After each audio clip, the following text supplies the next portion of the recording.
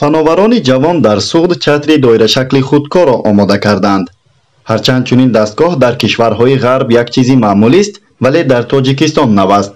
тариқи ин чодари худкор танҳо ду кас метавонад дар як рӯз меваи тахмин 40 дарахти зардолуро дар фурсати кӯтоҳтар ҷамъоварӣ кунад. аммо ҳамин корро тавассути чодари анъанавӣ чанд нафар иҷро мекунанд ва меҳнати зиёд низ сарф мешавад. чатри доирашакл тариқи худкор ба тани дарахт мепечад. меваи пухта расида ба замин намеафтад ва бо сифату безахм ба қуттӣ мерезад. як нафар дастгоҳро идора мекунад ва нафари дуюм меваи пухта расидаро ба рӯи чодар меафшонад. ин дастгоҳро ҷавонони парки техникии донишгоҳи давлатии ҳуқуқ бизнес ва сиёсати тоҷикистон сохтаанд. одатан барои ҷамъ овардани мева хусусан зардолу якчанд нафар ишро мекунанд. одатан 5-6 нафар. як нафари онҳо зардолуро меафшонанд. зардолу ба замин мерезад ва дигар бо хамонда 4-5 нафари дигар аз замин, яъне ки аз рӯи хок ёки аз замин гирифта онро ба стилҳо қуттиҳои махсус гирифта ҷамъоварӣ мекунанд.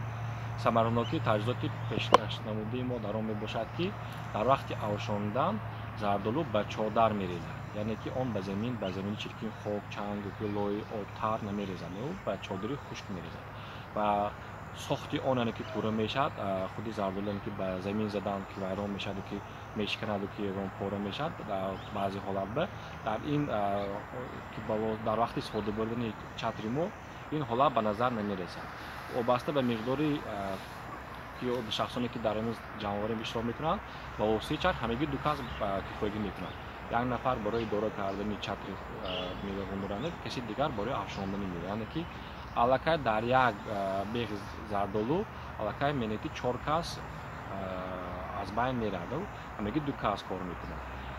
боз масъалаи он ки вақти чиндан вақте ки аз байн меравад, агар фарз кардем дар як рӯз агар 20 беғ дарахти меваро агар ҳосилашон дорем, ба воситаи ин чатр 30-35 беғ заминро аз зардолу яъне ки тоза карда ҷамъоварӣ кардан мумкин аст.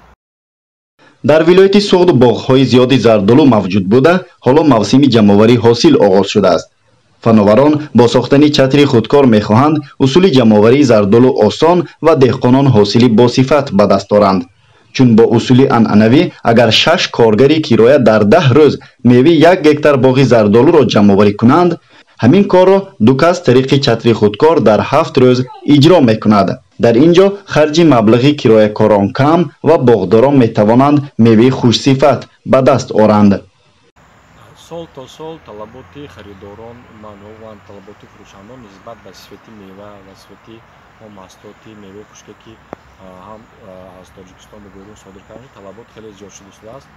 харидорон ва он шахсоне ки аз берун мебиянду харидор мешаванд, онҳо талаб карда истоданд ки меваи мо босифат бошад, бутун бошад, гӯем ки сохти зоҳирии он, намуди зоҳирии ҳамин мева ба намуди аъло бошад. ин хушбахтона ин таҷҳизоти пешкашнамудаи мо имконият медиҳад ки дар вақти авшондан ва чиндан мева шакли худ ва сохти худро гум накунад ва чӣ хеле ки ҳолати табиӣ аст, ҳамон ҳолат истад, яъне ки сохташ вайрон нашавад, чиркин ёки ифлос нашавад ёки аз берун ягон захм нагирад ҳамин мева ва воситаи ин ҷамъ карда мешавад. аллакай ин таъсир мерасонад ба нархи фурӯши он, яъне ки нархи ниҳоии он.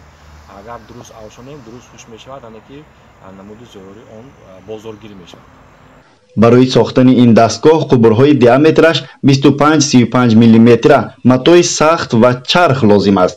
фановарони ҷавон чанд чатри диаметраш 4 ва 7 метраро омода ва ба боғдорон пешниҳод карданд.